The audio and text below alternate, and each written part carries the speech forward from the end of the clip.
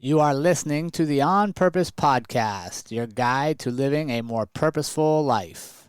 What's up, everybody, and welcome to this week's edition of the On Purpose Podcast, where it's always a privilege and honor to show up with you wherever you are in the world and whatever you're doing for your day. I'm just glad that we get to have this time together, and I'm excited for this week's episode.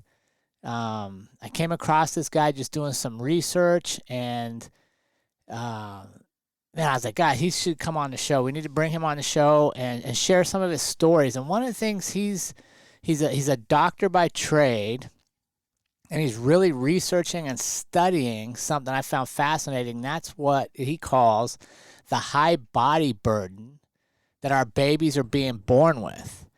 And he challenges some of the widely held medical beliefs that we can do better by going back kind of old school to create that bond between mom and baby and dad and baby, and that it starts pre-conception through mental training and spiritual grounding and stuff. So I'm excited to share that story with you. But first, before we get to this interview, I got to remind you, we need you to pay your bills, right? Tax season's coming up, and so is paying your bills for podcasting, right? So you can do that by liking, subscribing, sharing, reviewing on whatever platform you're listening. We have over 24,000 downloads in the history of our show now, and I definitely don't have that many reviews. So please do your part. Get out and give us a review, a like, a share. And if you're feeling compelled, you want to give up maybe a spicy chicken sandwich for the month or one extra double frappy latte or whatever you're drinking, and you want that money to go to creating purposeful content around the world, join us on patreon.com/the On Purpose Podcast, where for $10 a month, you can do just that. You can make sure we show up and reach more people around the world. So pay your bill, help your boy out. Let's keep growing this podcast. And now please sit back and enjoy the interview with Dr. Kaleb Valdez. Dr. Kaleb Valdez, welcome to the On Purpose Podcast, my friend. It's an honor to have you here with our community, and thank you for joining us. Thank you, Jerrod. It's good to be here. What are you up to right now? So I practice chiropractic in South Jordan, Utah. And I am just talking to people about the message of starving babies, this book that I wrote last year that became a bestseller and is something that I'm very passionate about, which is connected birth and restoring the power of birth and breastfeeding to early parenthood journey. It's under attack right now, and I'm just passionate about putting the power back in the hands of the parents.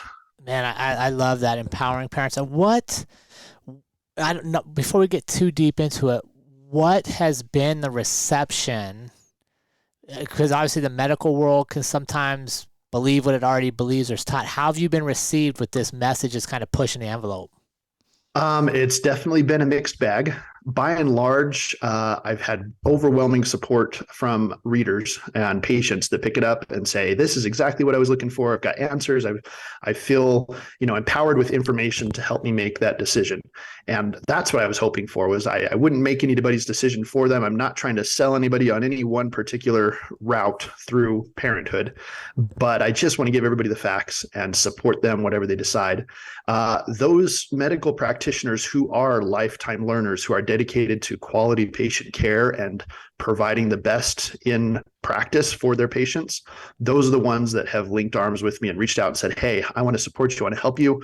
Why don't you come talk to our patients? How can we get involved? But the ones that are kind of set in their ways are set in their ways, and they feel a little bit threatened by the narrative and kind of the change in the shift, I guess, if you will, of the culture towards more patient-centric, evidence-based care. And of course, that threatens some. But it's a long overdue conversation. It's one that I'm excited to be having. Well, I'm excited to have you leading it. And yeah, we're huge proponents of self-driven care, right? And preventative care, and doing the things that keep our mind and our bodies functioning like they're supposed to. And quite honestly, a lot of people don't like to hear this, Dr. Valdez, but I truly believe it starts with accountability. And instead of looking for other people to fix me all the time, taking on the job I have, which is to maintain my health. Exactly. Well said. Yeah. All right. Well, before we get too deep, Dr. Valdez, I got to warm you up. This is like a fitness workout. Like we just don't jump in and start the We're heavy stretching. lifting. Yeah, that's good. Yeah, man. You got to get you some jumping jacks, some push-ups. All right, here we go. You ready to get warmed up? Yes, sir. Let's go. All right, Dr. Valdez, you are stranded on a deserted island for the rest of your life, and you are going to get one food. What are you going to eat? Ooh, boy, that's a good one. I'd probably say sushi. I mean, if I'm on an island, there's going to be plenty of sushi, but I love sushi. Favorite roll?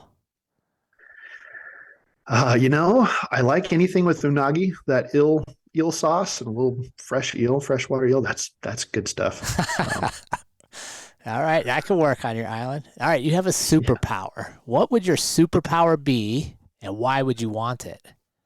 Oh man, if I could adjust somebody once and fix them for life, that would be pretty amazing. If you had a superpower ridden chiropractor, I think everybody would line up to come see you, and I'd be able to do my life mission a lot faster. So, yeah, I'd love the power of healing, power of touch. I love it. Favorite book? Oh man, outside of canon scripture, I would probably have to go with Atlas Shrugged by Ayn Rand.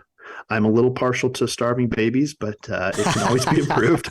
And no, I also love David Gregory Roberts' Shantaram. It's a really great book about a healer in India. So, Oh, very cool. I have to make sure we get that link into the bio. yeah, I'll send it over. Yeah, that'd be awesome. All right, you get to have dinner with one person.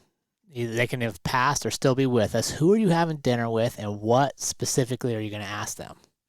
Ooh, boy.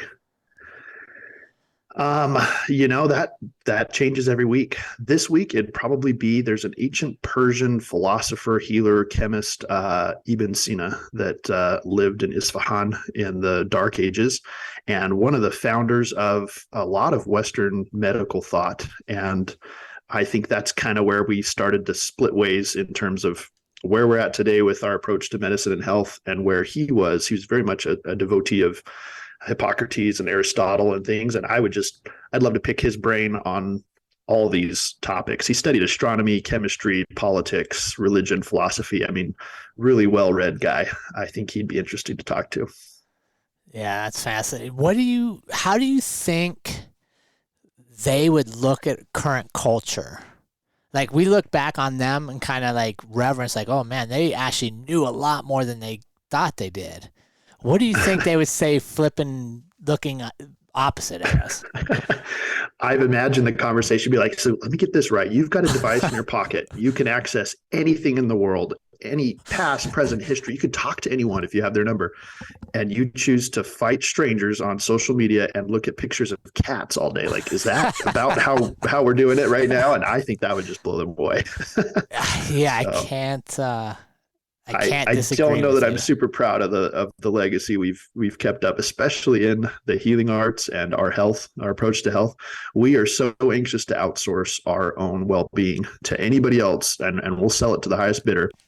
And that really it drives a lot of the rationale in medicine. And I think it's time to revisit that paradigm and say, okay, just like you said, it's accountability. It's putting that accountability back on the people that it belongs to. Yeah, I can't imagine they would look and go, oh yeah, this is exactly where we thought you guys would be. Right.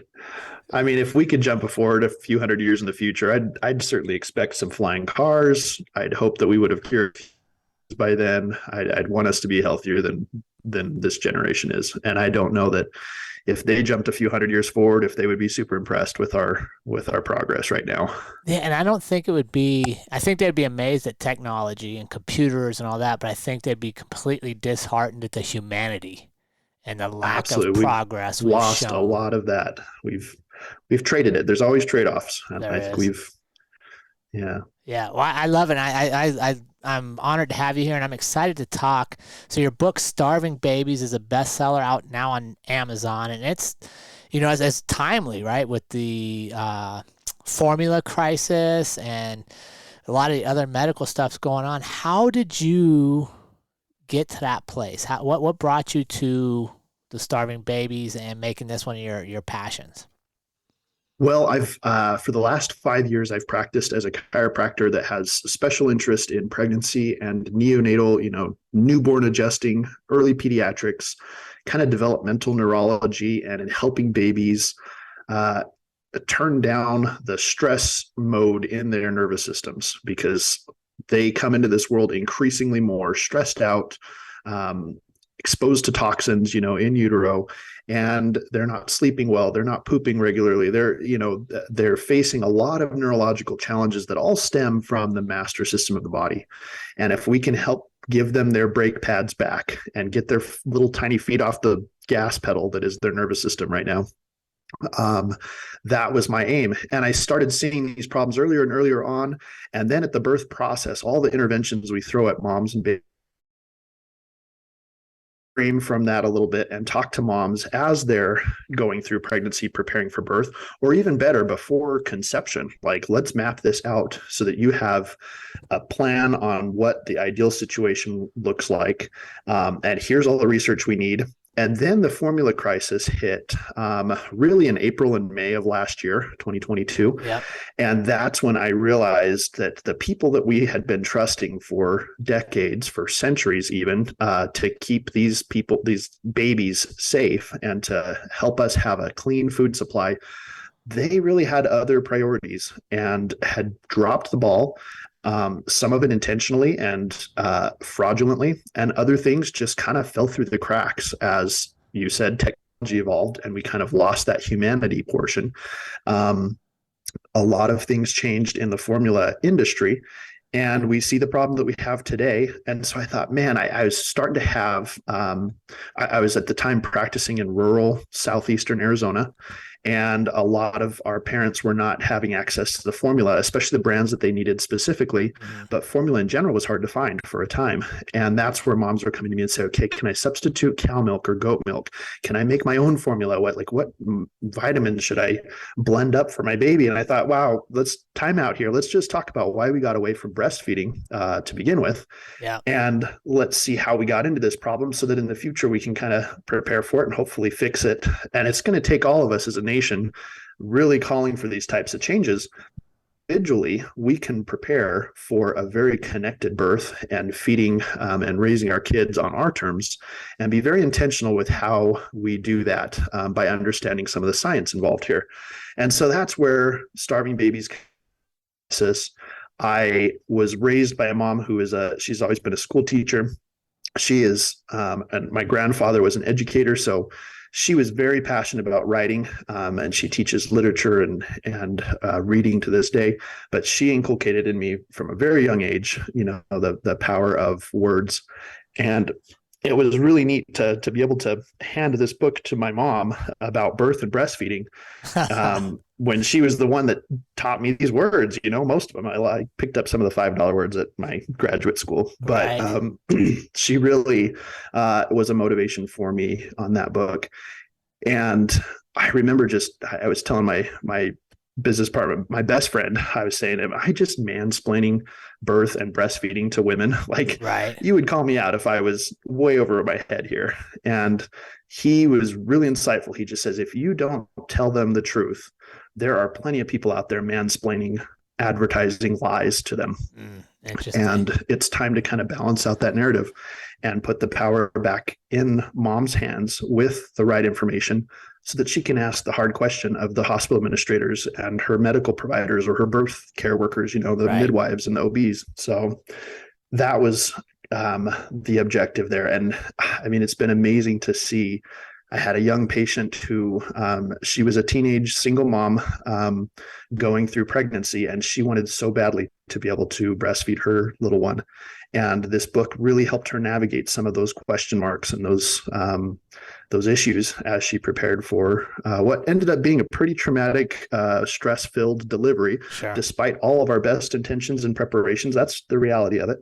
But she was able to correct course as often as she needed to, and her little one is just thriving right now. She is rocking it as a mom, and that really is fulfilling for me as one of her team members and her care provider, to be able to see her just thrive. Yeah, no, that's fantastic to know you're making that impact. I want to take you back a little bit. You mentioned your mom and her kind of being the inspiration for you to write. When you took your book to her and she saw the topic of it, did she think that's what you were going to write about?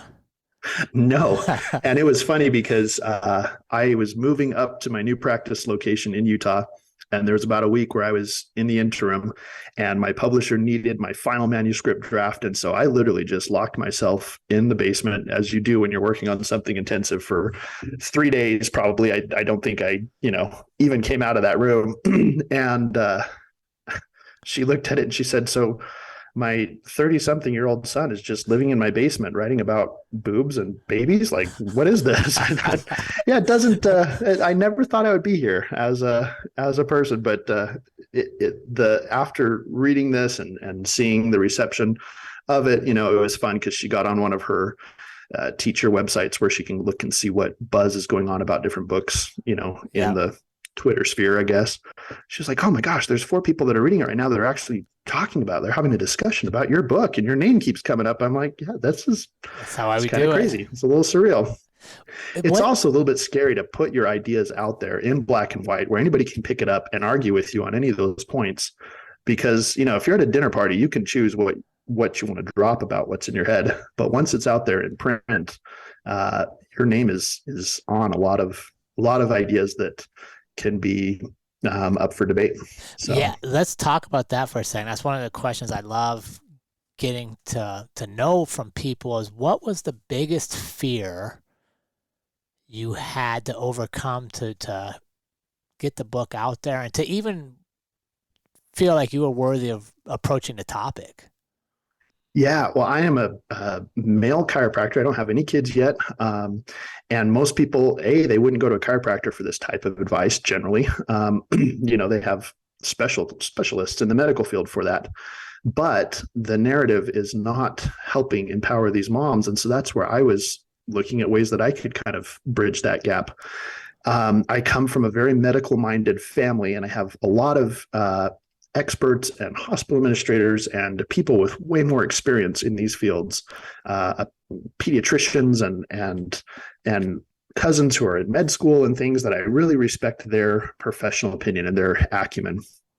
And I realized I was going to differ from them in a lot of ways. And that was a little bit scary because, of course, your family is the first one that you want to make sure accepts you and supports you. And so I knew by putting this out there, I was going to differ from them. And I had to be okay with that. At one point, I just thought, you know what? I think if they were to ever write a book, I would probably have some issues with what they were believing and writing. And how much am I going to let that hold me back? And how much will this message help if it gets out there and if it does what I'd hoped it did? And your next fear, obviously, is just that it'll be failure. It'll be crickets. It'll, just you put all this effort into it and nothing comes of it. So but after seeing the first patient take the book and apply it and have the outcome that she was looking for, I thought, man, if she's the only person that ever reads this, it's worth it. This was a great endeavor. And thankfully, she's not been. There's been other moms that have joined that tribe, that cause. And I love talking to audiences like this one where we're trying to build something better and make the world a better place and be more intentional in how we approach these life decisions, because that's how we're going to get the change that we're all hoping for. Yeah, and I love it. I love what you said there, that you became okay if your family disagreed with you. Because one of the greatest things we offer each other is disagreement and uniqueness, right? Like if you and I agree on, there's a great saying out there that says, if you and I agree on everything, there's no need for both of us.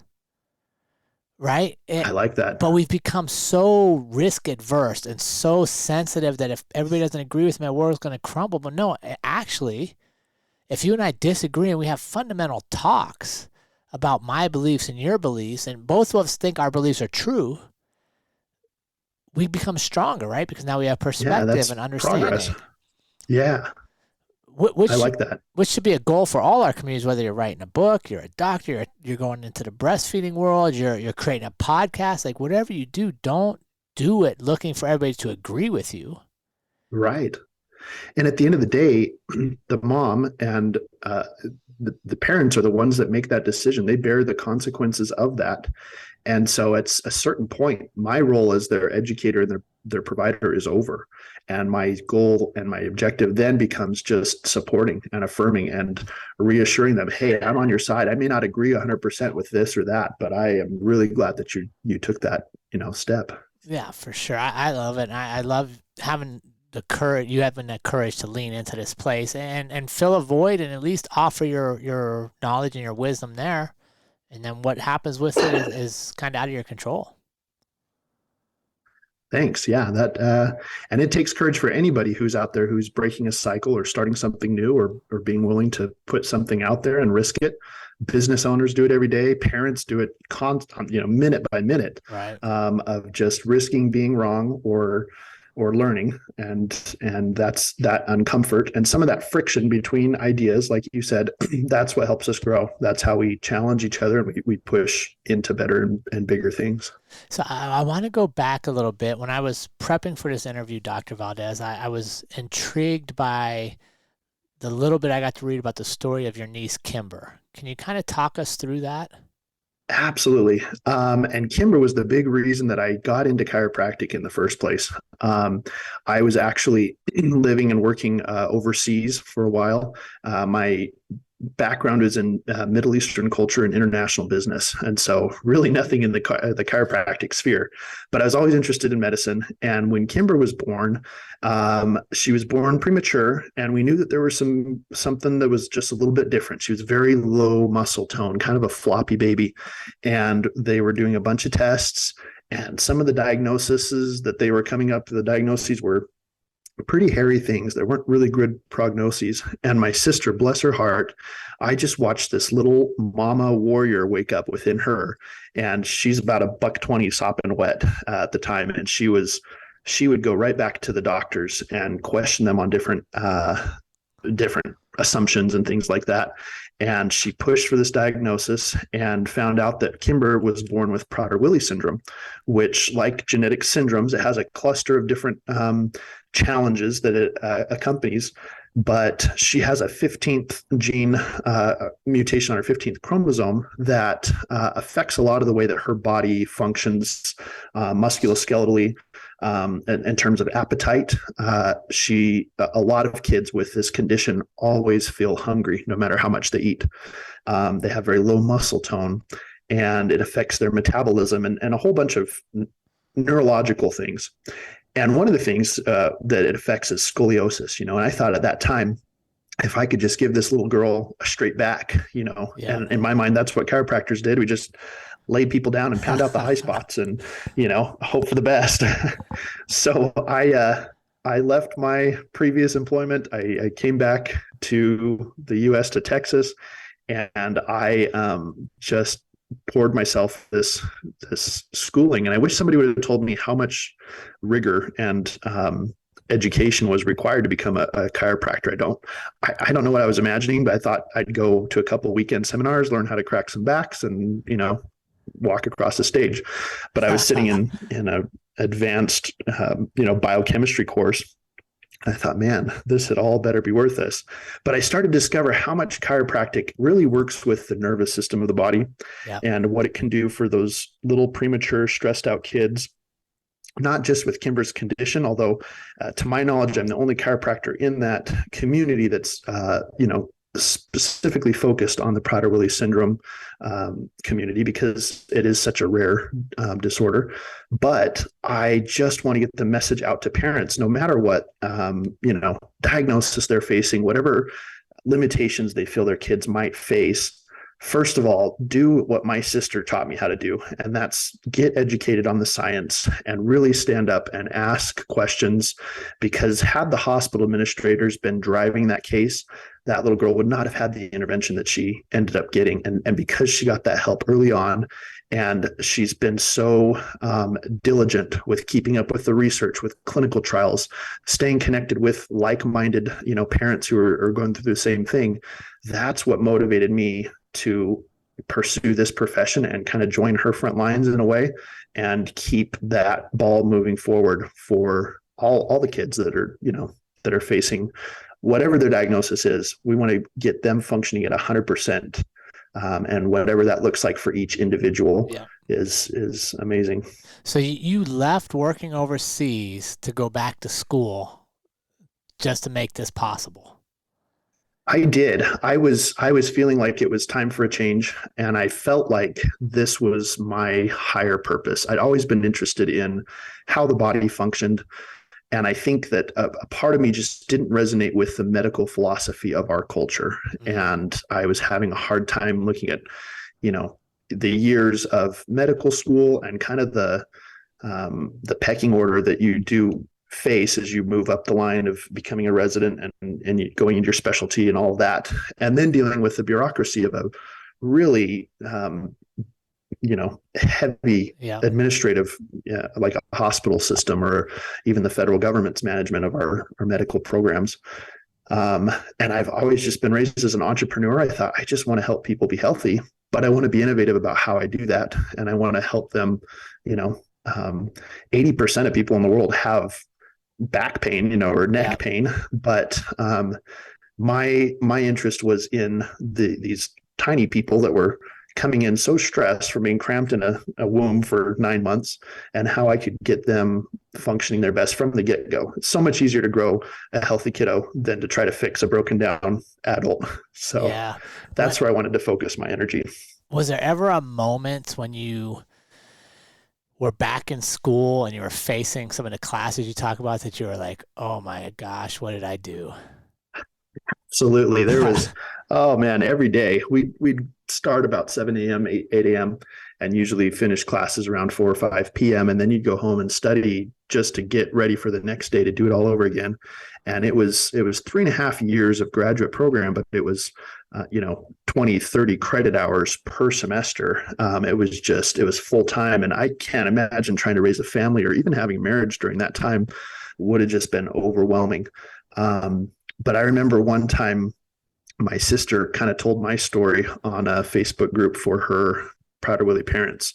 And I was just unexpectedly flooded with the most touching messages of support and affirmation and pictures of these Prader-Willi babies from all over the world. I mean, we had from all over Europe, and I was just stuffed in my inbox of these little people that were just saying, hey, we're cheering for you. We believe in you. We want you to succeed at this because you're making things better for our kids by learning about them and being ready to serve them in a very, unique and often overlooked discipline that I think is just resonated with so many in that community. That was incredibly touching. That gave me gas to get through the rest of whatever semester or test I was gearing up for at that time.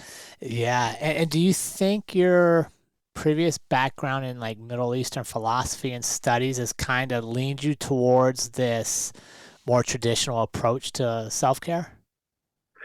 I think so. I've been blessed to live and work all over the world, from the South Pacific. I've been in South America, and I've spent some time with a lot of indigenous people and very low tech kind of, I've lived through a lot of civil war and natural disasters and things in various places, and seeing how people respond to that, it taught me empathy with different cultures and really kind of helped me open my mind and my eyes to the fact that we may not be the pinnacle that we think we are when it comes to how we take care of each other in this culture.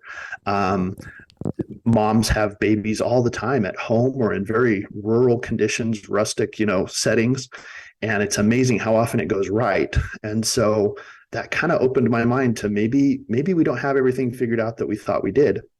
And sadly enough, the US, we're the only country in the world right now who is actually having a declining outcomes when it comes to maternal health after birth. We have an increasing maternal and infant mortality rate when it comes to birth. And we're the only country in the world that is going backwards, and everybody else is figuring things out and moving forward. And so we really don't have all that figured out that we think we do. What's causing that? A lot of it is I believe, our philosophical approach to birth. We view the body as a inherently broken or weak system that needs to be propped up with drugs and interventions and medication and monitoring and all this stress and pressure. The moms that do the best anywhere in the world are the ones that trust their body, and they have a deeper belief in God, in their self, in their baby, that everything is going to go according to plan. And it's a self-fulfilling prophecy. They manifest that kind of a birth. And when we turn down the toxins and the interference and the stresses and the trauma from interventions, things like forceps delivery or vacuum extraction, we see some incredible miracles. Birth is an out of control experience. It's a miracle in and of itself. And so when we try to sell patients on the concept of control in something that is very natural, it really it paves the way for a lot of things to go wrong. And that's where changing that philosophy, going into it from a fear-based mindset to an abundance and a peaceful, intentional birth, what I call a connected birth in starving babies, is really the crux of what we can do to turn that around. Starving babies, incidentally, it isn't talking about not having calories, right? Or, thankfully, we don't have a lot of starving babies. We've had some of the best food security in the last decades worldwide than we ever have, as long as we've been keeping track as our as a race. But our kids are starving for connection because they're increasingly separated and isolated, starting from birth, from that human connection. And if we could reverse that trend and we kept moms and babies together, and we taught mom how to take care of baby and how to nurse and latch and all of that, that would do more for those health outcomes than almost anything else that I can find, in terms of turning the tide back towards a positive trend in maternal health care. Interesting. I want to explore a little more, because I'm a big believer in manifestation, and we create what we desire in the world, and we attract what we think about, right? And absolutely. So I love your thoughts there that babies are being born into a fear-based world, right? Like it's not how it was supposed to be a lot of times. So yeah, in a perfect world, Dr. Valdez, you're in charge now. What does that mental coaching look like from you to a prospective mom and dad prior to birth?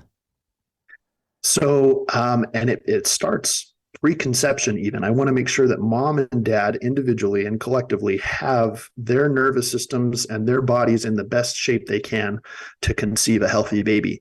And that means that even dad needs to look at his toxin load and cutting out some of the things, because they're creating a home environment for that new baby. And if it's drenched in preservatives and phthalates from, a host of different sources, if they're applying things onto their skin or into their hair that is toxic for them, that toxin is going to trickle down through food supply, through the water, through the environment, to these babies. And we're increasingly seeing newborns that are born with what we call high body burden. They already have microplastics in their bloodstream. They have chemicals that disrupt their endocrine system, their hormone production, all of those things. And any one of those taken apart, the body is amazing at detoxing those things out and protecting the vital organs like the brain and the heart from those types of things. But we're reaching a threshold very quickly where it can't keep up with that toxic load. And so we keep adding more and more stressors onto that environment. So help them detox and clarify that system, get their nervous systems checked regularly. And of course, I'm a chiropractor, so that's what I believe is the master system of the body. It's the key to healthy living, is making sure that your body is running like it's supposed to. And then throughout pregnancy, I have regular patients that come in and they're working not just to work through back pain and hip pain, because moms know that that's part of pregnancy. Those round ligaments are going to stretch and change, and they'll be a little sore sometimes, but it's really keeping mom in this state of rest and digest. She doesn't feel the need to run off and get ultrasounds every other week to see how the baby's growing, and they measure it and they worry about it. And she obsesses over this due date, which incidentally, due dates are just a guess when that baby might arrive, but we need to allow nature to take its course, because so often moms stress about the due date and they are talked into, or they decide to be induced, for that delivery date. And induction is kind of the first step in a lot of stressful births that go off the rails. And I do want to say, unequivocally, I am so grateful for good OBs in this country. We have some amazing doctors and nurses that really want the best for their patients. I am not anti-medicine at all, but I am so passionate about having mom be the quarterback of this entire thing, that she can decide who's on that birth team. She states her intentions and, her best, what she wants to manifest, and realize that just by virtue of the model that we're working in, doctors are going to walk into that room and they have decades of experience in many cases. They've seen the worst in these cases and these complications. They know what can go wrong, but that's their specific experience. And that doesn't necessarily mean that's going to happen here, but they subconsciously manifest that when they say, okay, well, we need to hook the baby up to this monitor because I need to make sure that what happened to me last week with this other patient doesn't happen again. Well, guess what? This is a totally new patient. That's never happened here. You have a fresh start every time you walk in that room. It's a fresh birth that you've never had to deal with before.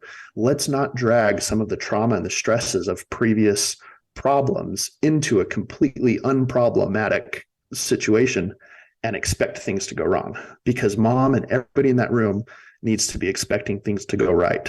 And it's amazing how often they do when that's the intention. So I'm really grateful we have, emergency C-sections, but we reach for that so quickly because the hospital is interested in reducing risk. Yeah. Their job is to protect their business model. And an increasing number of graduates, I believe, in these medical programs don't have the training, the wisdom that we used to have in the birth process. That's been forgotten. And it's time to bring that back and be okay with some of the risk of childbirth, because we're kidding ourselves if we think that it's completely controllable and it's completely safe. And even in a hospital environment, things can go wrong. And they often do when we're expecting them to.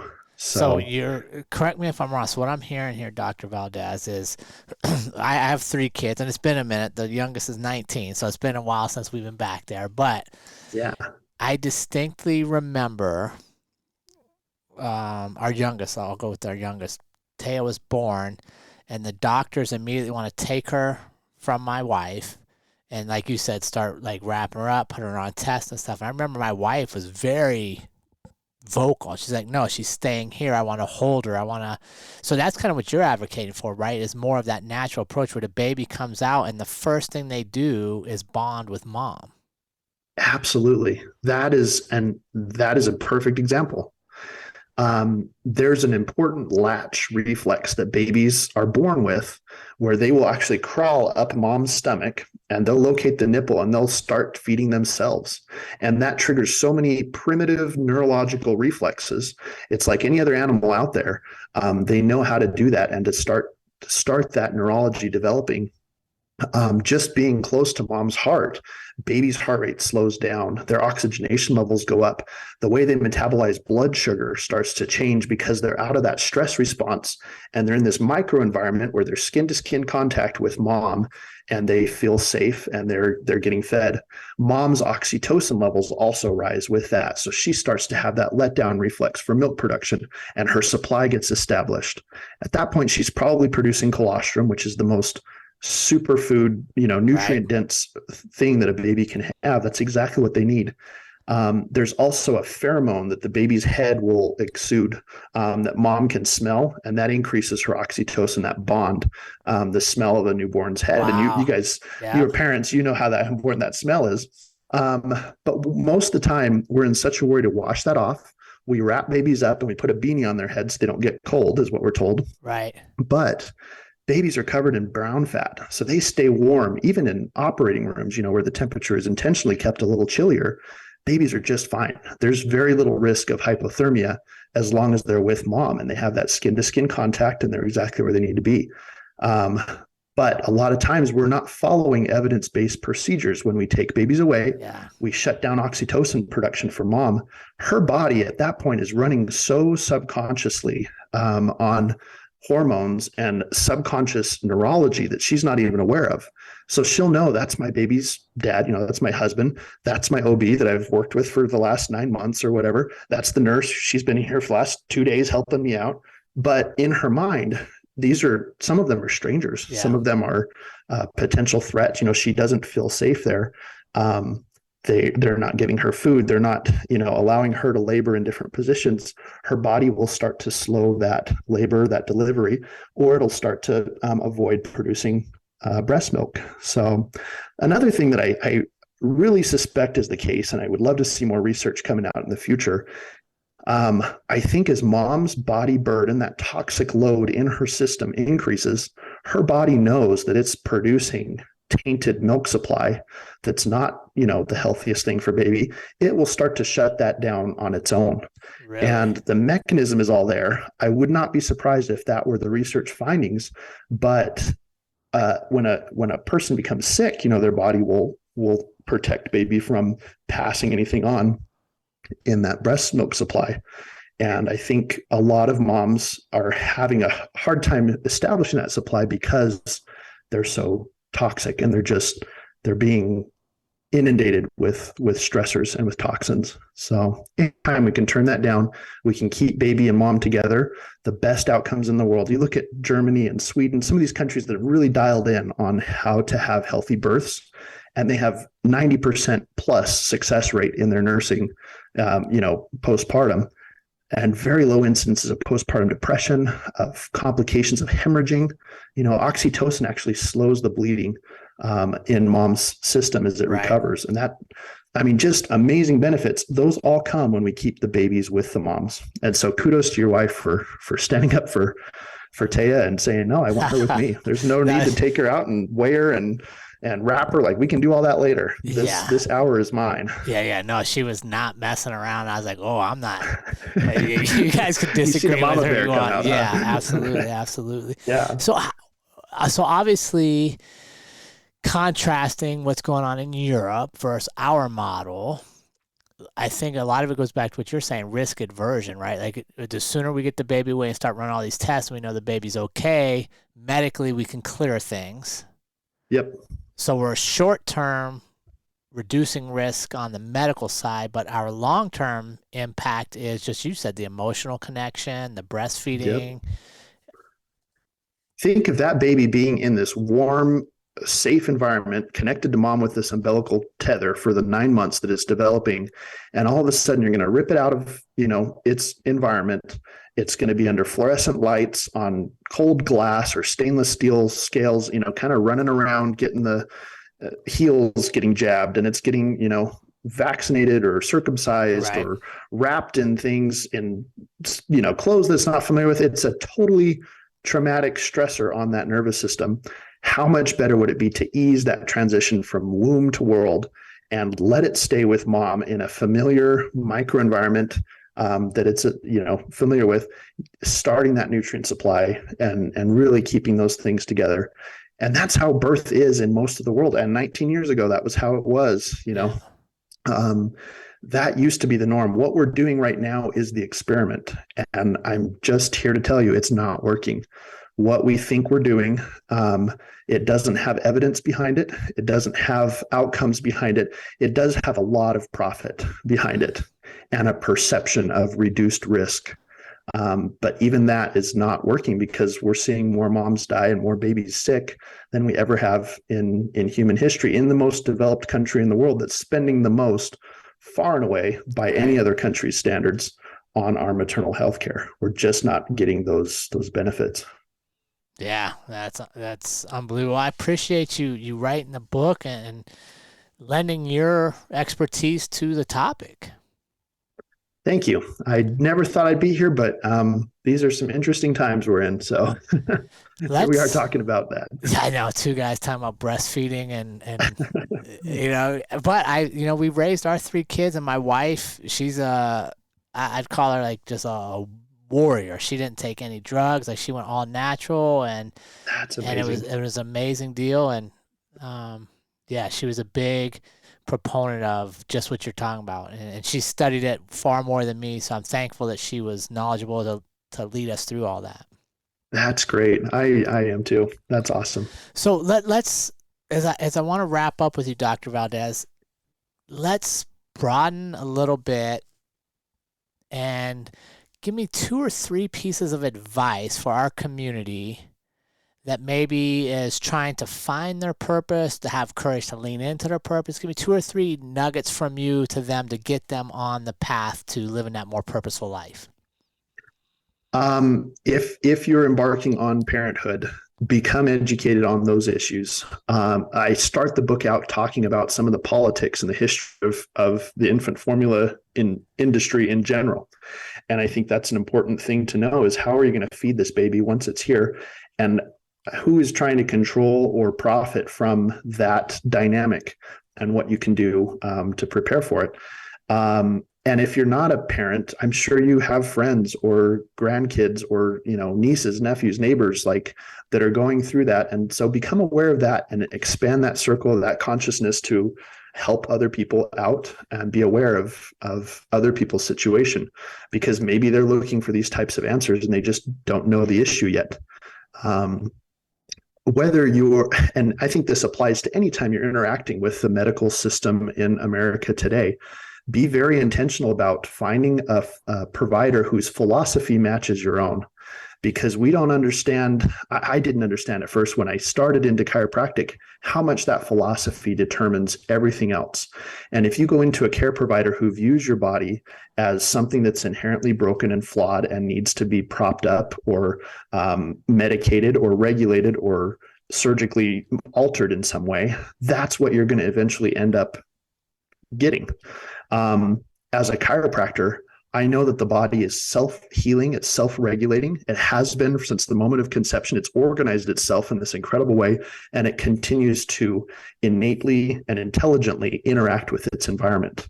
And so I'm much less afraid of germs, of trauma, of things, because I know my body is capable of overcoming those things. So find medical providers who resonate with that philosophy, and you will see a body that is allowed to do what it was designed to do. And don't be afraid to have those hard conversations when you're interviewing your next doctor, your next provider, because just because they take your insurance is not a good reason to trust them with your health decisions. So don't shy away from those types of conversations, and don't be afraid to find another provider if this one just isn't serving your purpose. So they might be able to help someone else, but maybe with your philosophy and what your hopes are for your health, they're not the best fit for you. That's fantastic, and that's powerful what you said at the end there. Like, just because they take your insurance doesn't mean they deserve your time and your body and you as a patient. Yeah, make them earn your trust and show you that they put your health first. Because anybody can go out and Google symptoms and collect a paycheck for it. Yeah. But the people who go above and beyond, those providers rise to the top, and you know who they are. They're usually the hard ones to get in to see because they're so busy, because there's so much of a desire for those types of healers in the world today. They should be educating you on your body. They should be empowering you and giving you the options and showing you the decision points and making those together. Because when you walk in and become a piece of meat in this system that they're just shuttling through, you usually end up with outcomes that you didn't intend or that nobody wants. Yeah. Or you don't even know that there's an option. Right. Like, oh, well, I could have made that decision 6 months ago when you started me on this medication, but I didn't know this was a side effect. Yeah. I didn't know that this was what I was giving up. Well, Dr. Valdez, I've thoroughly enjoyed our time together and learning from you. Where can our audience connect with you, follow you, and support you in this journey? Well, thank you, Jerrod. I appreciate being here. I would love to just share the message of Starving Babies. You can get that on Amazon. If you go to starvingbabies.com, I'm going to have a link to this podcast there shortly. And that's kind of the hub where I have a little newsletter group. You can connect with social media. Just look for Starving Babies or my name. Awesome. Well, we appreciate you and your time, and you can keep up the good work, and the world needs you, my friend. Thank you. And you as well. I appreciate you. Have a great rest of your day. You too. And remember, team, life is far too short to live any other way than on purpose. We will see you all again next week.